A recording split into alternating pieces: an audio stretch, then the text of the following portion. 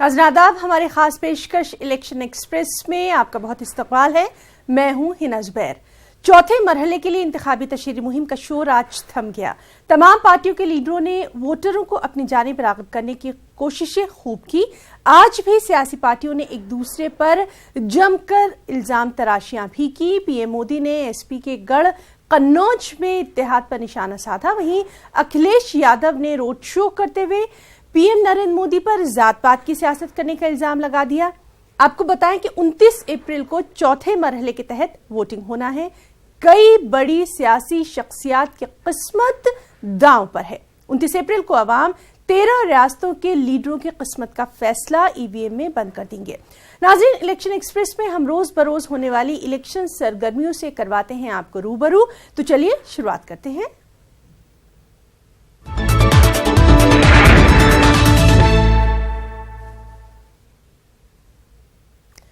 और चौथे मरहले के लिए इंतखाबी तशहीर।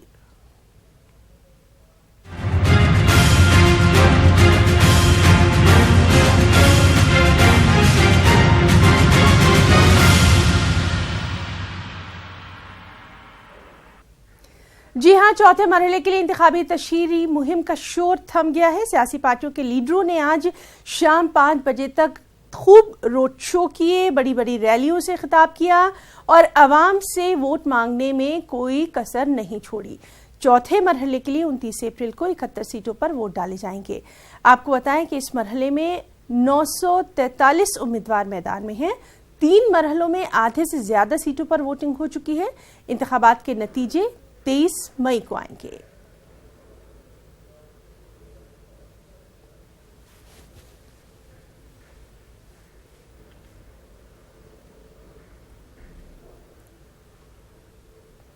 और चलिए नाज़रीन, अब आपको बताते हैं कि चौथे मरहले की 13 सीटों पर किसका मुकाबला किससे है।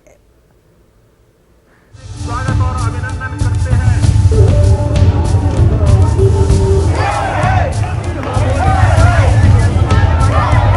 3 मरहले की इंतखाबी जंग खत्म होने के बाद अब चौथे मरहले के कद्दावर लीडरान की बारी है। अवाम इनकी किस्मत का फैसला करने वाली है। चौथे मरहले में यूपी की कुल 13 सीटों पर चुनाव हैं। इनमें कई सियासी दिग्गजों की किस्मत दांव पर है। आइए जानते हैं कि इन 13 सीटों पर कौन किसको चुनौती दे रहा है, किन उम्मीदवारों के बीच अहम मुकाबला है। सबसे पहले बात कन्नौज सीट की। समाजवादियों की इस गढ़ में गठबंधन उम्मीदवार के तौर पर एसपी से डिंपल यादव चुनावी मैदान में हैं, जिनके मुकाबले सुब्रत पाठक को बीजेपी ने उम्मीदवार बनाया है।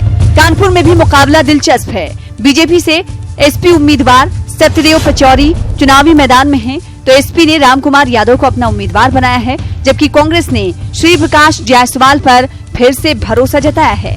2019 की इंतखाबी जंग। उन्नाव सीट पर बीजेपी के साक्षी महाराज हैं, तो उनको चुनौती दे रहे हैं सपा से अरुण शुक्ला और कांग्रेस के अन्नू टंडन।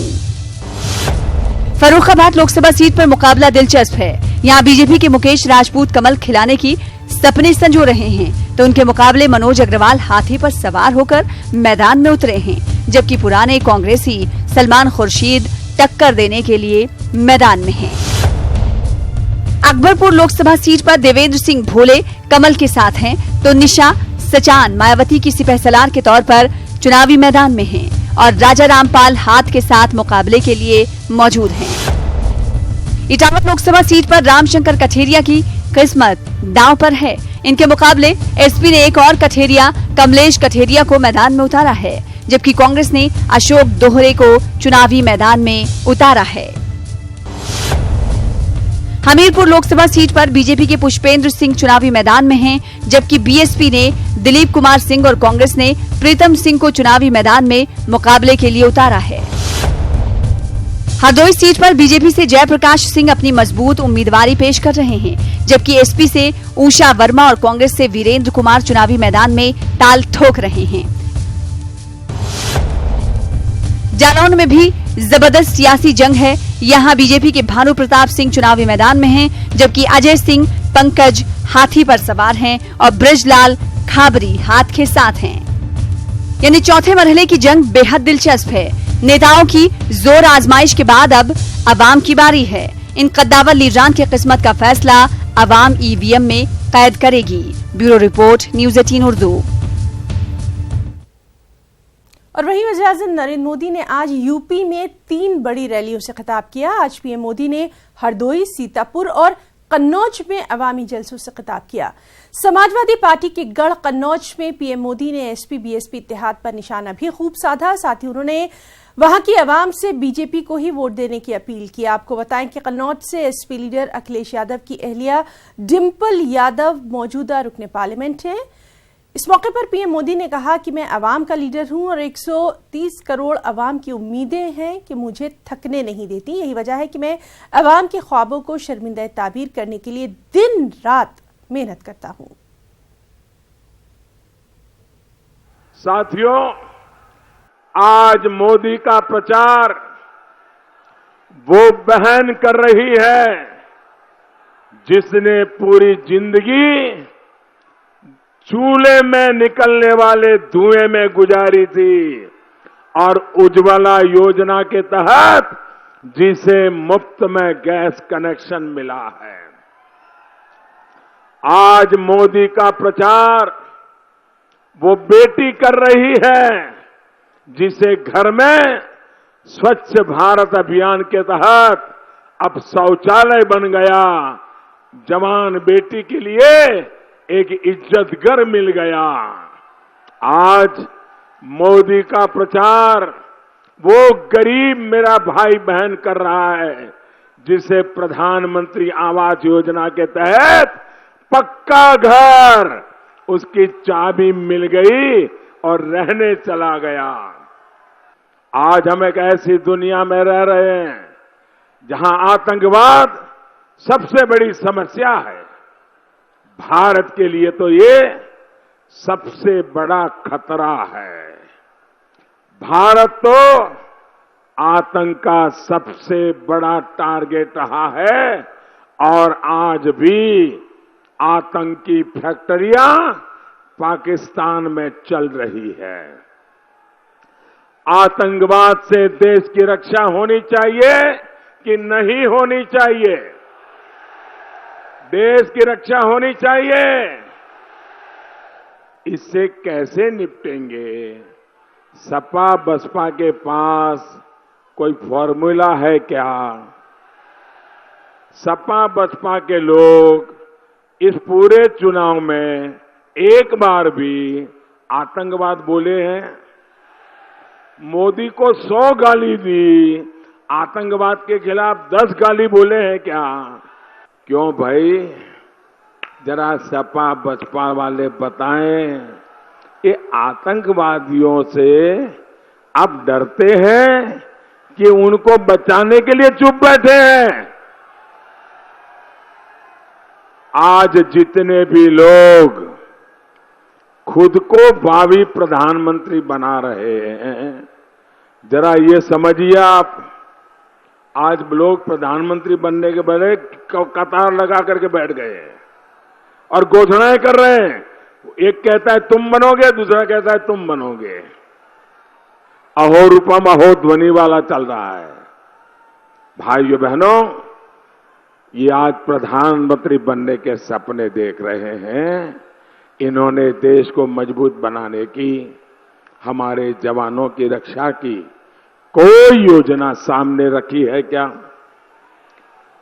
जो सिर्फ और सिर्फ मोदी को हराने के लिए पाकिस्तान के झूठ को ही सच मानते हो, पाकिस्तान का हीरो बनने का ख्वाब पालते हो, सर्जिकल स्ट्राइक करने वाले, एयर स्ट्राइक करने वाले हमारे सपूतों से सबूत मांगते हो, ऐसे लोगों से क्या उम्मीद की जा सकती है?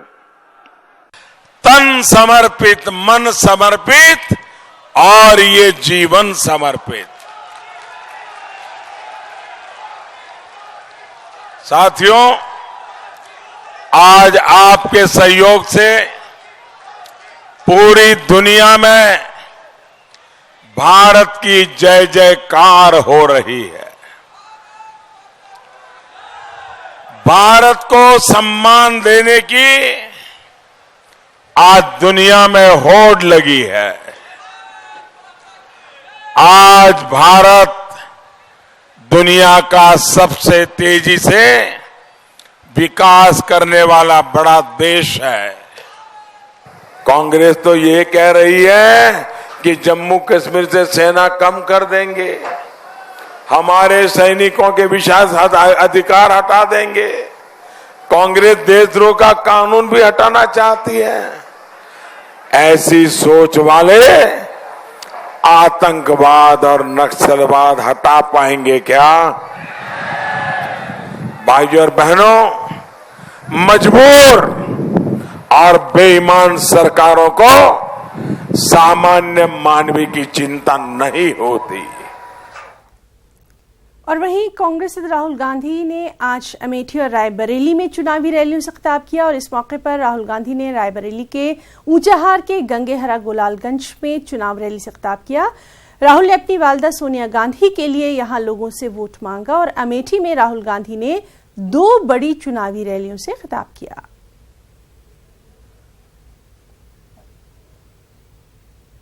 ₹70,000। अच्छा, कितने लोगों को? 25 करोड़ लोगों को। अच्छा, कितने समय में? राहुल जी, 1 साल के अंदर 5 करोड़ परिवारों को ₹72,000। 5 साल के अंदर ₹3,60,000। हाँ जी, इतना पैसा दिया जा सकता है, बिल्कुल दिया जा सकता है। अच्छा, इकोनॉमी का नुकसान तो नहीं होगा? नहीं, नुकसान नहीं होगा, फायदा होगा। भाइयों और बहनों, पैसे की हिंदुस्तान में कोई कमी नहीं है। नरेंद्र मोदी जी ने आपके बैंक अकाउंट से, जो महिलाएं आई हैं, आपके बैंक अकाउंट से पैसा छीना, आपके घरों से पैसा चोरी किया। कैसे किया? पहले नोटबंदी, और आपके जेब में से पैसा निकालकर नीरव मोदी चोरों में जेब में पैसा डाला है। दिल्ली की सरकार की बात करना चाहता हूं, नरेंद्र मोदी जी की बात करना चाहता हूं।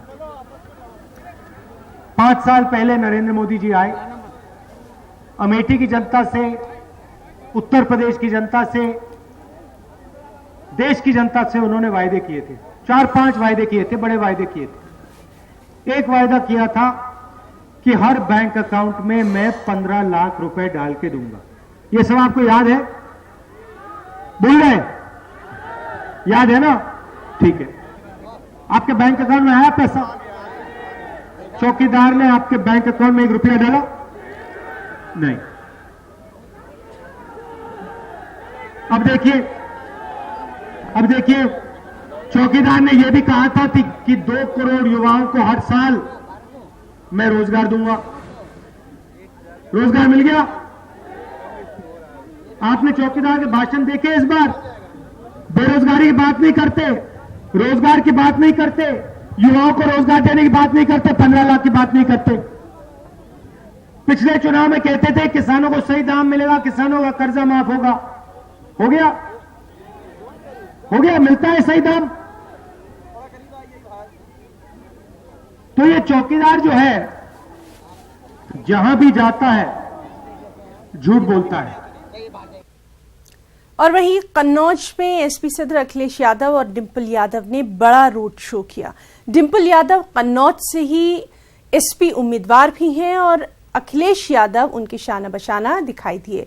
कन्नौज में बीजेपी ने डिंपल के खिलाफ घेराबंदी तेज कर दी है। आज वज़ीर-ए-आज़म नरेंद्र मोदी ने भी यहां रैली कर एसपी बीएसपी पर निशाना साधा था। वाज़ेह है कि गुज़िश्ता इंतखाबात में डिंपल यादव ने 20,000 के मामूली फर्क से कन्नौज में अपनी जीत दर्ज करवाई थी। और एसपी सदर अखिलेश यादव से हमारे साथी अलाउद्दीन ने खास बातचीत की है। इस बातचीत के दौरान अखिलेश ने कहा कि मरकजी सरकार आज तरक्की की बात छोड़कर सिर्फ जात-पात की बात करती है। उन्होंने क्या कुछ कहा है, आपको दिखाते हैं। जो शख्स किसी भी सियासी परिचय का मोहताज नहीं है, यानी गठबंधन के शिल्पकार अखिलेश यादव जी मेरे साथ हैं। सर, 4th फेज का कैंपेनिंग चल रहा है और सबसे पहले तो एक रिएक्शन ले लेते हैं, किस तरह से आप नजरिए से इसको देख रहे हैं? सर देखिए, अभी तक तो गठबंधन के पक्ष में जनता है, क्योंकि ये चुनाव जनता ने अपना चुनाव समझ लिया है। पिछले 5 साल के वादे पूरे नहीं हुए हैं।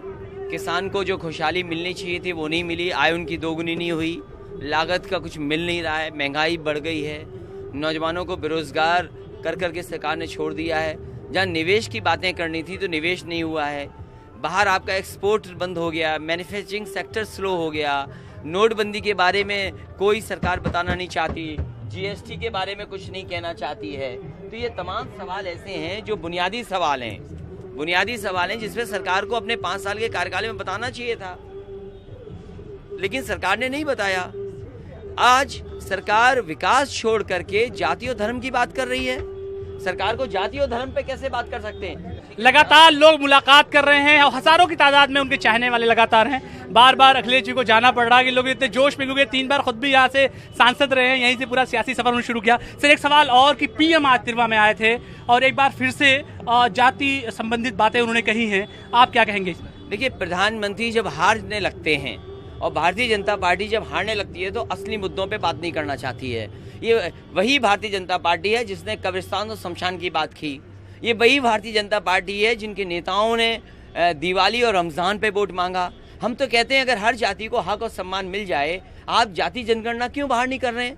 आप जाति जनगणना करिए, देश जाने की प्रजापति समाज के कितने लोग हैं, देश जाने की पाल समाज के लोग कितने हैं, देश जाने कि कठेरिया समाज के लोग कितने हैं, देश जाने की वाल्मीकि समाज के लोग कितने हैं, देश जाने की निषाद बाथम कितने लोग हैं, कुर्मी कितने लोग हैं, शाक्य मौर्य कितने लोग हैं।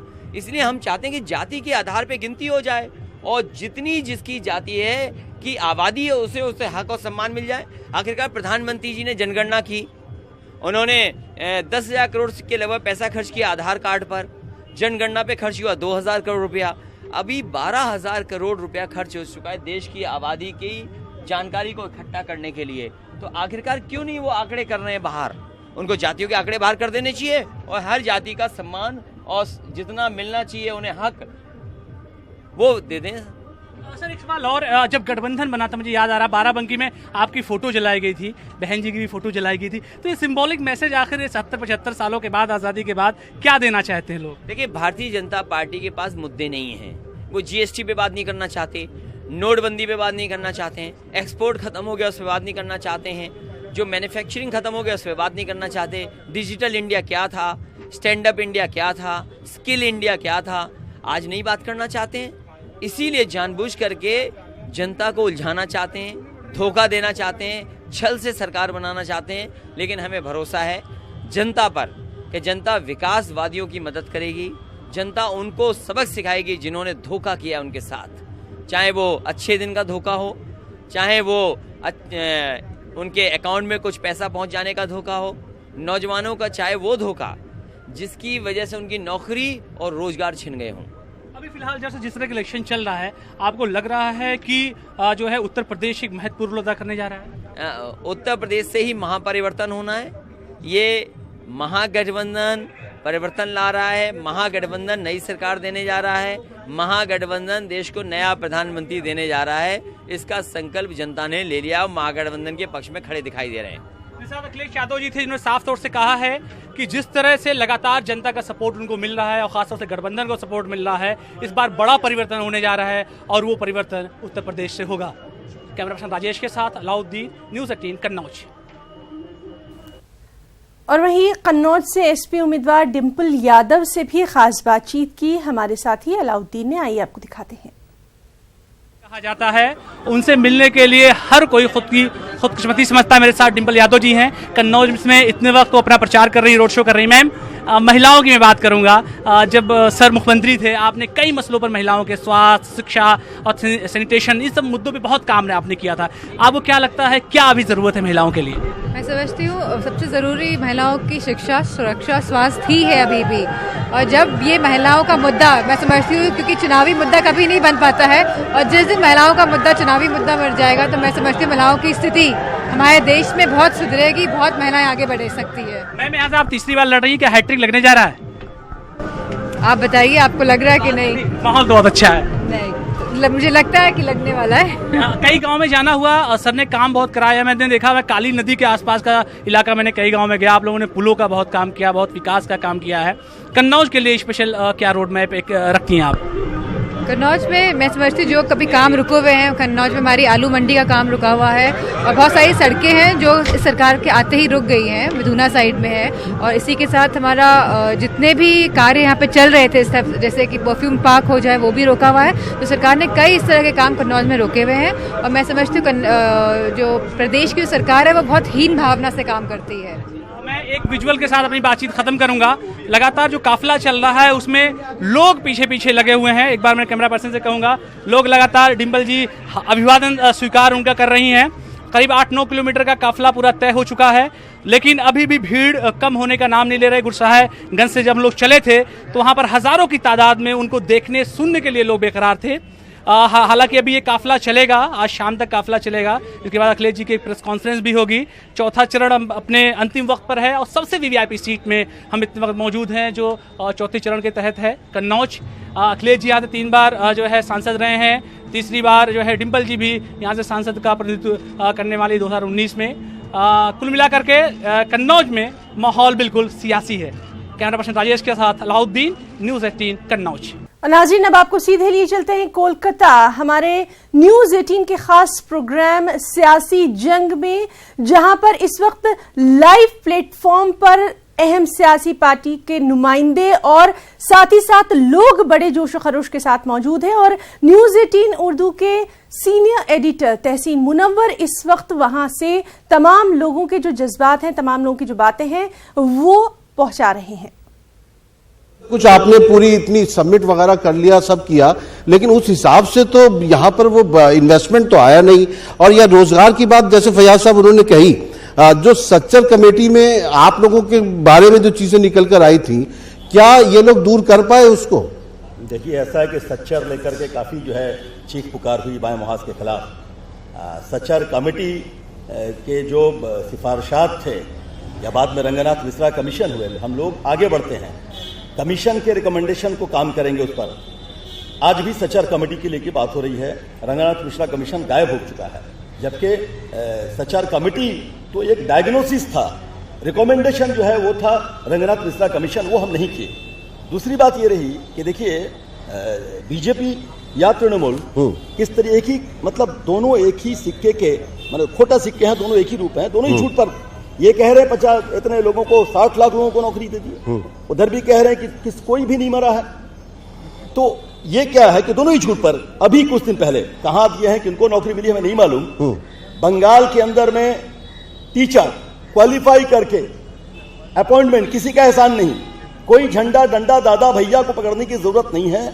अपनी जो सलाहियत है उसके बुनियाद पर वो इम्तिहान पास किए हैं, उनको अपॉइंटमेंट लेटर नहीं दिया जा रहा। धरना में बैठ के थे बेचारे, धूप में बरसात में, पुलिस की लाठी बरसाई जा रही, दानिश्वरों पर लाठी बरसाया जा रहा है, डॉक्टरों पर लाठी बरसाया जा रहा है। बाकी बचे थे वकील, उनके ऊपर भी लाठी बरसा दिया गया। जमहूरियत न तो मरकज में है न रियासत में है, दोनों उसी मुताबिक काम कर रहे हैं। और देखें, अगर कहें सीपीएम नहीं, हमला किसको किया जा रहा है? मोहम्मद सलीम को पार्लियामेंट में नहीं जाने दिया जाए। क्यों?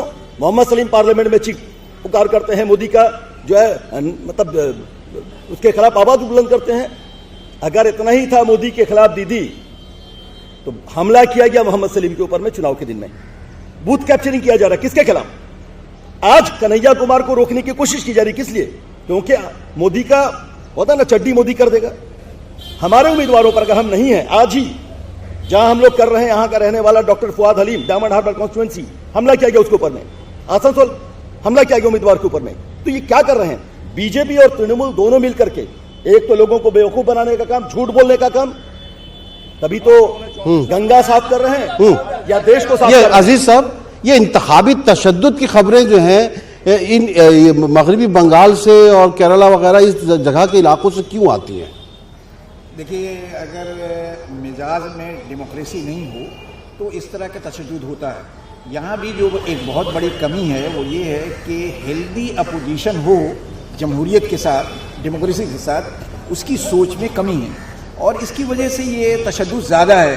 यानी डेमोक्रेटिक सेटअप को या डेमोक्रेटिक सिस्टम को जब कोई नहीं मानता, कोई भी पार्टी नहीं मानती, तो तशद्दुद होता है। जाहिर है कि अगर आप, जैसे इन्होंने, बीजेपी ने 2 नारा दिया था, एक कांग्रेस मुक्त भारत, एक अपोजिशन मुक्त भारत। ये 3 मरहले के जो इलेक्शन हो गया है, तो मोदी पहली बार हारे हैं कि अब ऐसा होने वाला नहीं है। न मुक्त होने वाली है कांग्रेस और न मुक्त होने वाली अपोजिशन। तो यहाँ भी थोड़ी सी सोच में कमी है। जो डेमोक्रेटिक फिजा होनी चाहिए, डेमोक्रेटिक एटमॉस्फेयर होना चाहिए, उसकी कमी है। वरना जो पंचायत में लोग मारे जाएं और हर इलेक्शन में मारे जाएं, ये ऐसी बात नहीं होनी चाहिए। तो ये जो चीज हो रही है, चाहे वो रियासत के लोग करें चाहे मरकज के लोग करें, वो सही नहीं है। चलिए हम ख्वातीन में से कुछ सवाल लेंगे, क्योंकि जमहूरियत वो तर्ज हुकूमत है कि जिसमें बंदों को गिना करते हैं, तौला नहीं करते। हम ख्वातीन से पूछते हैं, यहाँ तो एक वजीर आला है, खातून है, और उनके रहते हुए आप अपना नाम बताएंगे? जी, डॉक्टर महनाज वासी साहिबा, आप ये इन इंतखाबात को लेकर आप क्या सोच रही हैं, किस तरह का फिक्र है आपकी? मैं पूछना चाहती हूँ मजुमदार साहब से कि पहली बात तो ये है कि वो हम लोगों से वोट नहीं चाह रहे हैं, जैसे रवैया उनका है। और दूसरी बात कि अगर हम लोग वोट डालते हैं तो हम लोगों के लिए क्या होगा, ये पूछ। ठीक है, अगर आप वोट इनको देते हैं बीजेपी को, तब आपके लिए क्या होगा, या सिर्फ वोट देते हैं तब?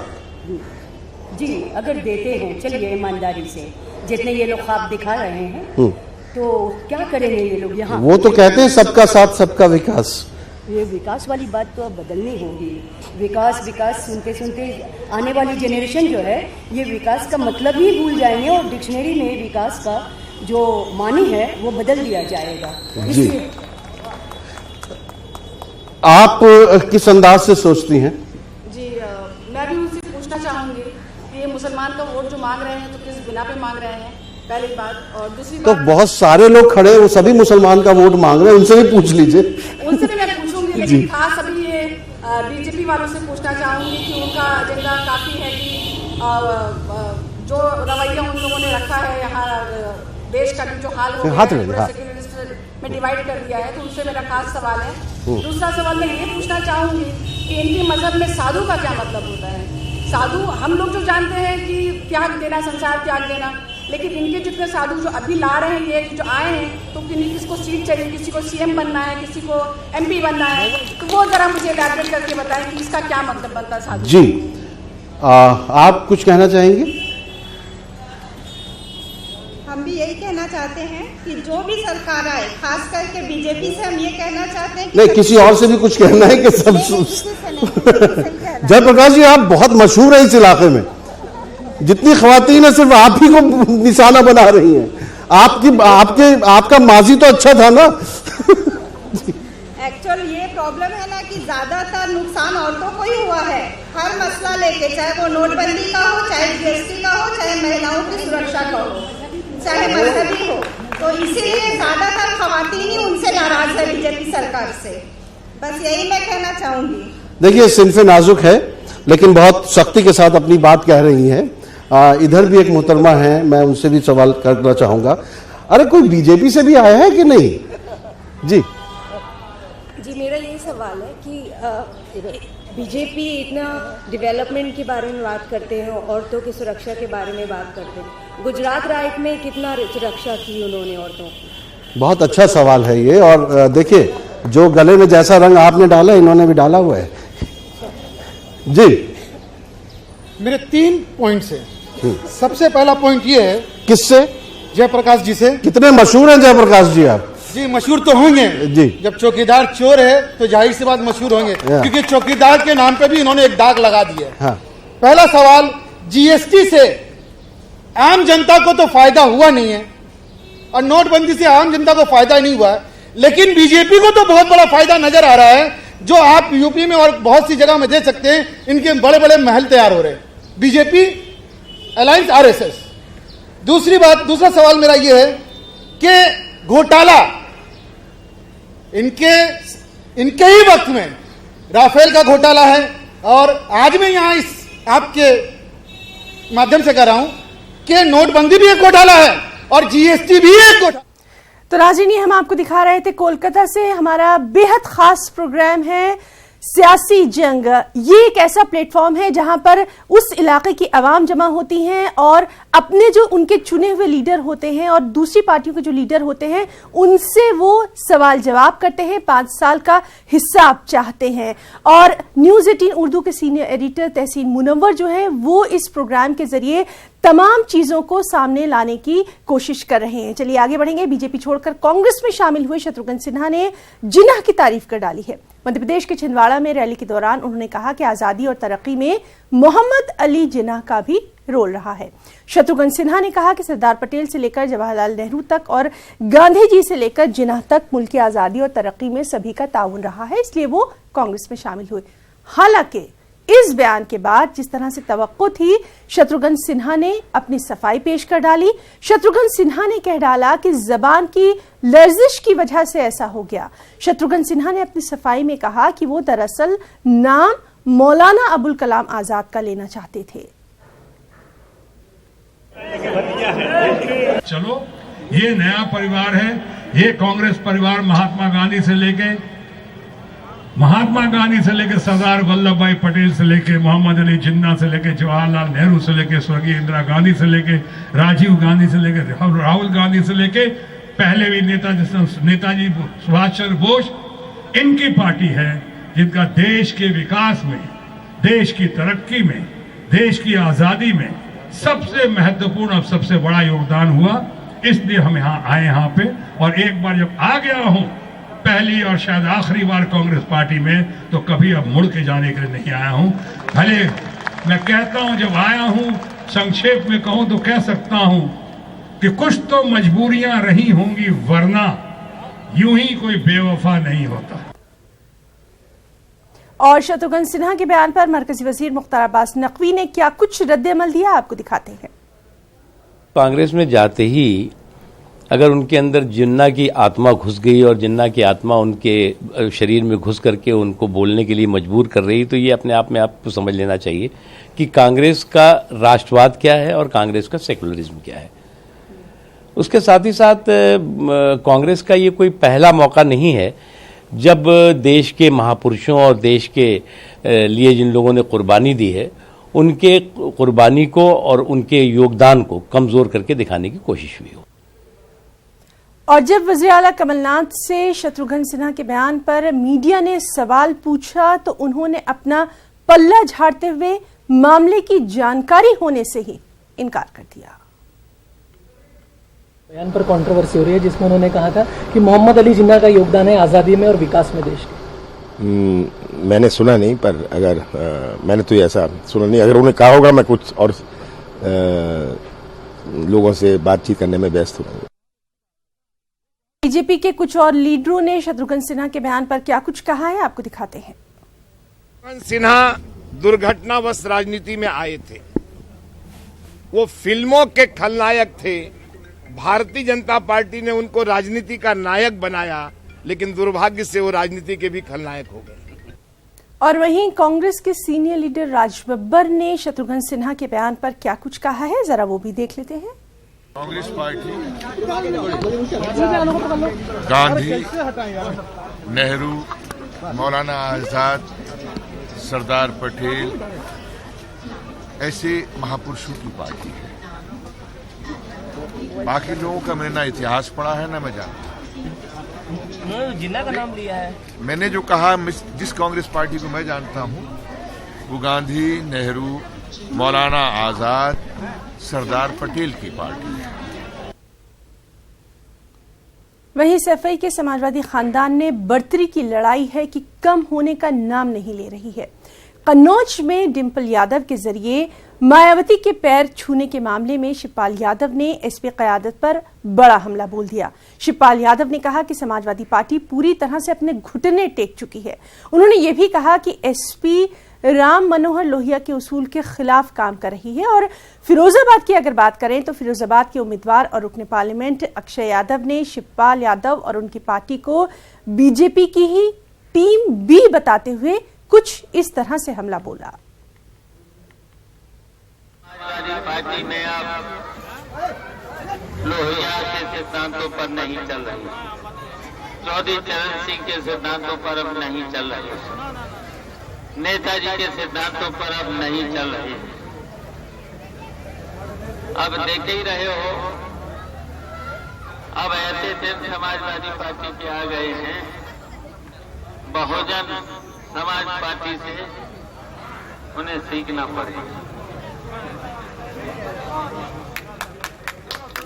और देखिए, समाजवादी पार्टी ने पूरे के पूरे घुटने टेक दिए और जो काम समाजवादी पार्टी में कभी नहीं हुआ था वो काम हो रहा है। उनके पार्टी के एजेंट जो बूथ एजेंट थे और जो बसते लगे थे कि भारतीय जनता पार्टी के लोगों के साथ क्यों बैठना चालू हो, उनके लोगों ने ये कहना क्यों चालू कर दिया कि चाबी नहीं जीत रही है, आप कमल में वोट डालो, ये क्यों कहना चालू करा। हमारे पास इस चीज़ के साक्ष्य हैं कि वो भारतीय जनता पार्टी के बी टीम के रूप में पूरी तरीके से काम कर रहे हैं। हमारे यहाँ तो नामांकन पत्र भरते हैं और गलतियाँ भी भारतीय जनता पार्टी जैसी करते हैं। दोनों के ऊपर जो अपना ऑब्जेक्शन लगाए, दोनों के ऑब्जेक्शन तक से इसमें अब कोई दो राय नहीं रह गई है कि भारतीय जनता पार्टी के बी टीम के रूप में काम किया है। वो 100% भारतीय जनता पार्टी के बी टीम को उनको सुरक्षा मिलती है, उनको मायावती जी का बंगला दे दिया जाता है, उनके पास रुपए नहीं थे हेलीकॉप्टर में चलने के लिए, उनके पास रुपया आ जाता है। वहीं गुरदासपुर से टिकट न मिलने पर आंजहानी विनोद खन्ना की बेवा कविता खन्ना दुखी हैं। उन्होंने प्रेस कॉन्फ्रेंस में पार्टी के तर्ज अमल पर नाराजगी का इजहार किया। कविता खन्ना ने कहा कि उन्हें टिकट देने की यकीन दहानी करवाई गई थी, लेकिन पार्टी ने टिकट सनी देओल को दे दिया। बात करने के लिए मौजूद हैं विनोद खन्ना की पत्नी कविता विनोद खन्ना। कविता, टिकट ना मिलने से नाराज हैं या पार्टी ने नजरअंदाज किया? ना मैं नाराज हूँ, ना पार्टी ने नजरअंदाज किया। जिस तरह से ये किया गया, लोगों में बहुत रोष था और वो मुझ पे दबाव डाल रहे थे कि मैं इंडिपेंडेंट लड़ूं। मैंने किसी से स्टेटमेंट नहीं दिया कि मैं इंडिपेंडेंट लड़ने वाली हूँ। दबाव जो डाला जा रहा था, तो अब आपने कहा कि आप चुनाव नहीं लड़ेंगी, तो आप पीएम के साथ है, लेकिन नाराजगी नजर आ रही है। I am standing up for my rights and for my rights as a woman. कि जो मेरे साथ हुआ है, आई हैव टू इंसिस्ट कि ऐसे कभी दोबारा बिल्कुल ना होना चाहिए। आपने कहा कि पेपर वर्क भी कर लिया गया था, फिर सनी देओल को वहां से उम्मीदवार बनाया गया, आखिर कारण क्या रहा ये? क्योंकि उनको लगा होगा कि जो मैंने सुना कि पहले वो ना बोल रहे थे और फिर उन्होंने हाँ कर दी होगी। लेकिन जब आप जब तक वो ना बोल रहे हैं, आप मुझे बोल रहे हैं, आप सारे सर्विस बता रहे कि अगर आप 1 नंबर पे हो तो बाकी 5 नंबर पे है, तो इस तरह से तो आपका ये इतना नहीं कर सकते आप कि मुझे बता दो कि आप क्या कर रहे हो।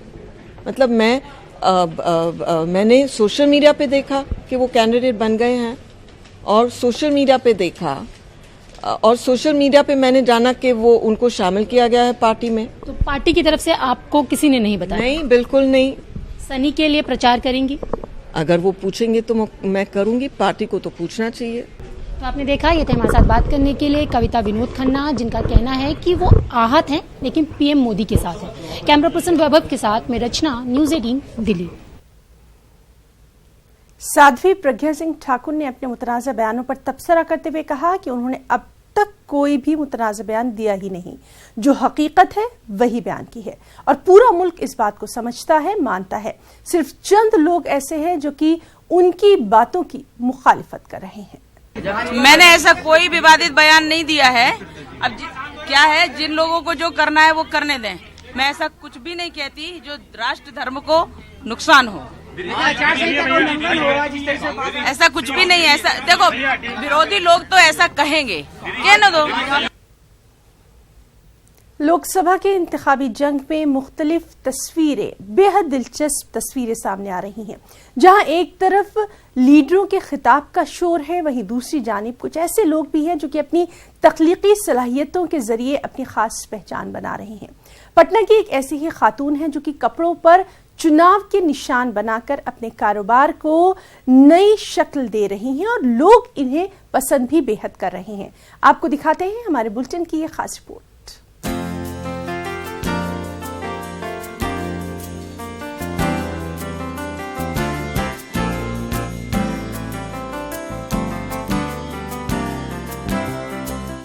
साड़ी चाहिए, कुर्ता चाहिए, चूड़ी या फिर दुपट्टा, हर सामान यहाँ तैयार है। आप किस पार्टी के कारकुन हैं और किस रैली में जाना चाहते हैं, सिर्फ ये बताइए। यहाँ आपको जरूरत के मुताबिक हर पोशाक तैयार मिलेगा। ये सिर्फ मामूली साड़ियाँ नहीं हैं, हर कपड़ों पर अलग अलग पार्टियों के चुनाव निशान के साथ नए डिजाइन भी हैं। अगर आप बीजेपी के कारकुन हैं तो कमल फूल वाली साड़ी, अगर आप आरजेडी के चाहने वाले हैं तो लालटेन मार्क कपड़े पहले से तैयार हैं। नए आइडिया के साथ पटना के बाजार में उतरी ये महिला हैं सुमित्रा प्रकाश। कपड़ों पर सभी पार्टियों के चुनाव निशान और मार्क लोगों को खूब पसंद आ रहे हैं। आप पावर में हो ना हो, बट इसीलिए ये मैंने स्पेशली दुपट्टा डिजाइन किया है, जिसका मतलब है कि यूनिटी, आप काम करें अल्टीमेटली देश के लिए, और एक तरह से ये जनता को जागरूक भी करना है कि आप लोग सोच समझ करके वोट करें। सुमित्रा न सिर्फ नए डिजाइन के साथ बाजार में कपड़े बेच रही हैं, साथ ही अपने तरीके से लोगों को पैगाम भी दे रही हैं। वहीं खरीदार भी इसे खूब पसंद कर रहे हैं। ये बहुत अच्छा है, लाइक इनफैक्ट ये बहुत इसलिए मुझे अच्छा लग रहा है कि इसमें सारे पार्टीज का लोगो है, एंड ऑब्वियसली आप भी पहन के जा सकते हो इसको वोटिंग करने, आप अवेयर कर सकते हो लोगों को इसको पहन के कि आप वोट करो। अभी के जो यंगस्टर्स हैं उनको अवेयर कर सकते हो कि वोट करो। मैं ऑब्वियसली मैं यंग हूँ, मैं पहन के निकलूंगी ही, ताकि लोगों को अवेयर करो, अपने फ्रेंड्स को अवेयर करूँ कि आप तुम वोट करने जाओ यार। चुनावी माहौल में जहां हर लीडर वोट लेने के सभी हथकंडे अपना रहे हैं, वहीं कारोबारी भी इस चुनावी माहौल में अपने बिजनेस को बढ़ाने के नए नए तरीके भी अपना रहे हैं। एक समय था जब चुनाव में पॉलिटिकल पार्टी के पास सफेद कुर्ता पजामा के अलावा दूसरा कोई ऑप्शन नहीं था, लेकिन धीरे धीरे समय के साथ साथ इसका भी ट्रेंड बदलता नजर आ रहा है। अब बाजार में आपको पॉलिटिकल पार्टी के चिन्हों वाले कपड़े भी अवेलेबल नजर आ जाएंगे। 18 के लिए कैमरामैन नीलमणि के साथ नैन्सी की रिपोर्ट। जनूबी दिल्ली से कांग्रेस के उम्मीदवार विजेंद्र सिंह का कहना है कि मुल्क का नौजवान तबका सियासत को जात पात या मजहब के चश्मे से नहीं देखता। उन्होंने कहा कि मुल्क की सियासत नफरत की बुनियाद पर नहीं बल्कि अमन और तरक्की की बुनियाद पर होनी चाहिए। विजेंद्र का यह भी कहना है कि वो आम आदमी पार्टी और बीजेपी के उम्मीदवार को कोई चुनौती नहीं मानते। दिल्ली में हमारी साथी रंजीता ने विजेंद्र से इंतखाबी सियासत पर कई सवाल पूछे। बॉक्सिंग रिंग से चुनावी रिंग में पहुंचे बॉक्सर विजेंद्र हमारे साथ है बात करने के लिए। कांग्रेस ने उन्हें दक्षिण दिल्ली का उम्मीदवार बनाया है। युवा चेहरा है, जाट जाति से आप आते हैं। उम्मीद ये की जाती है कि जातीय इक्वेशन पर आपको टिकट दिया गया है। आपकी क्या उम्मीद है, कांग्रेस पार्टी ही क्यों? आपने कहते मेरे 1 मिनट में कहते एक समूह में बांट दिया, एक छोटे समूह में जाट समुदाय में बांध के रख दिया।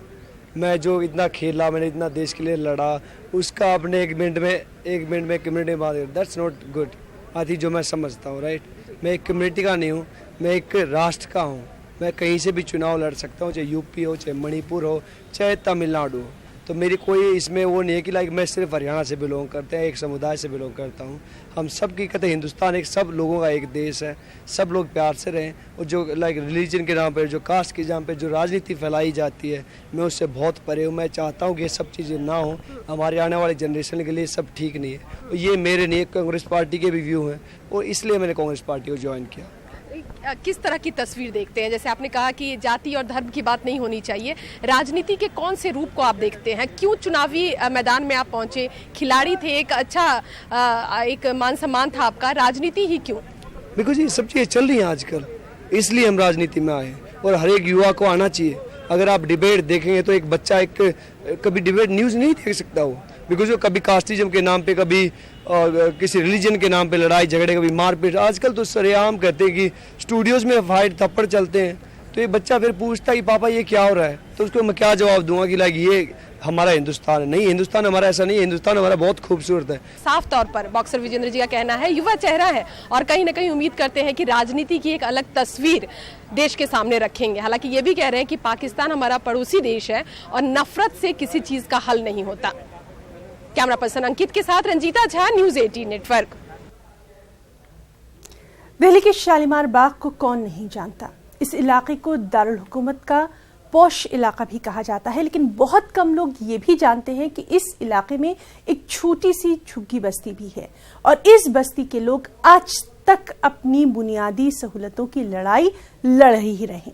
अब बेवफा सियासतदानों से तंग आकर इन लोगों ने चुनाव के बाइकॉट का ऐलान कर दिया है। इन्होंने अपने ऐलान की बाकायदा जानकारी भी इलेक्शन कमीशन, वज़ीर दाखिला राजनाथ सिंह और पीएमओ तक को दे दी है। आखिर इन झुग्गी बस्तियों में रहने वालों के बुनियादी मसाइल क्या हैं और किस तरीके से इन्होंने अपने नाराजगी का इजहार किया है, ये हम आपको दिखाते हैं इस रिपोर्ट में।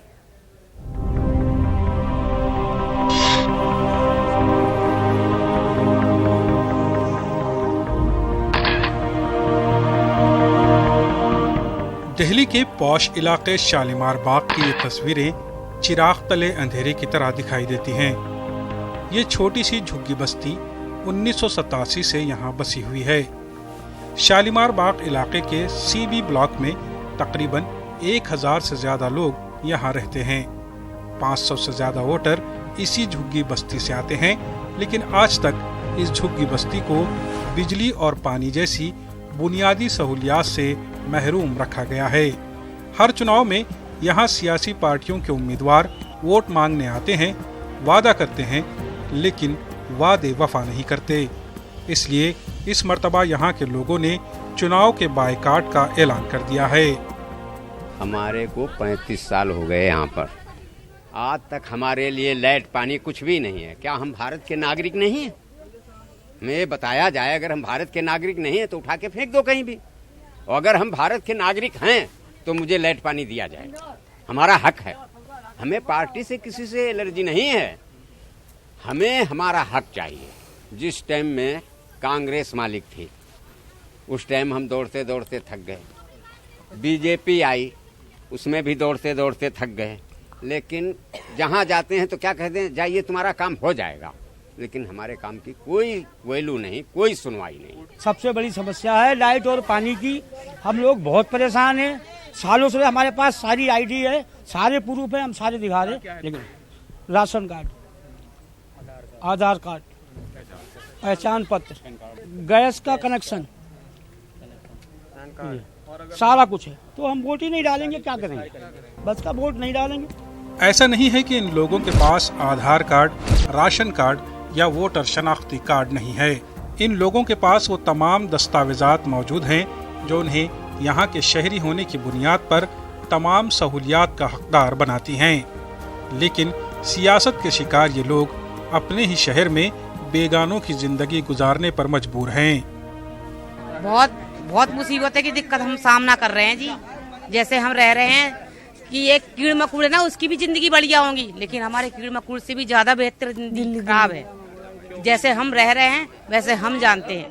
बाकी लाइट पानी की दिक्कत है, कोई देते ही ना, कोई भी बताए उन्होंने झूठ बोला दे देंगे और वो जीत गए, उसके बाद छुट्टी, फिर वो आते ही ना यहाँ को। लाइट का कुछ नहीं है हमारे पास में, घर घर गाँव में लाइट पानी दिया, मगर यहाँ पे आके देखा भी नहीं, रिक्शा मिली क्या हमारे पास लाइट पानी आई है, लेकिन हम किसी को वोट नहीं देंगे जब तक हमारे पास कोई सुरक्षा नहीं आएगा। तो अब चूंकि इन लोगों ने चुनाव का बायकाट कर दिया है, तो ऐसे में बीजेपी को केजरीवाल हुकूमत के खिलाफ सियासत का मौका मिल गया है। हम दिल्ली सरकार से ये कहना चाहते हैं, पूछना चाहते हैं, और मेरा सवाल है, बिजली का कनेक्शन देना, पानी का कनेक्शन देना, ये सुविधा इनके अंदर में आता है, या आज तक क्यों नहीं दी?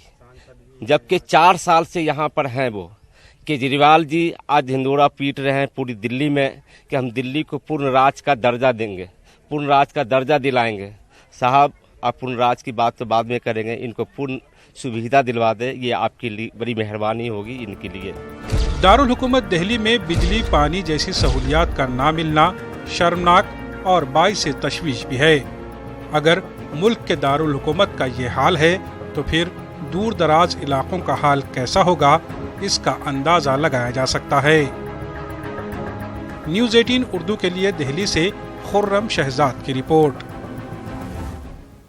तो इलेक्शन एक्सप्रेस में आज के लिए फिलहाल इतना ही, इजाजत दीजिए, आदाब।